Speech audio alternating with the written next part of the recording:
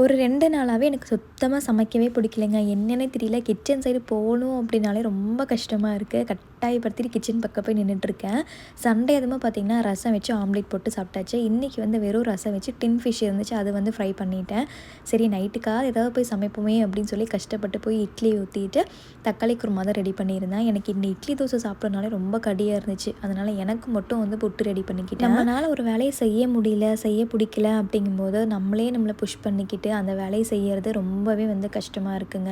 So இந்த மாதிரி என்னைக்காவது நீங்களும் ஃபீல் பண்ணியிருக்கீங்களான்னு கமெண்ட் பண்ணுங்கள். ஒவ்வொரு வருஷமும் பருவமழைக்கு சென்னை ரொம்பவே எஃபெக்ட் ஆகும். இந்த வருஷம் சென்னையோடு சேர்த்து திருவண்ணாமலை, ராமநாதபுரமும் எஃபெக்ட் ஆயிருக்குங்க. இப்போ நான் கடைசியாக பார்த்தது வயநாடு நிலச்சரிவு மாதிரியே திருவண்ணாமலையிலும் நடந்திருக்கு. பார்க்கவே ரொம்ப ஷாக்கிங்காக இருந்துச்சு.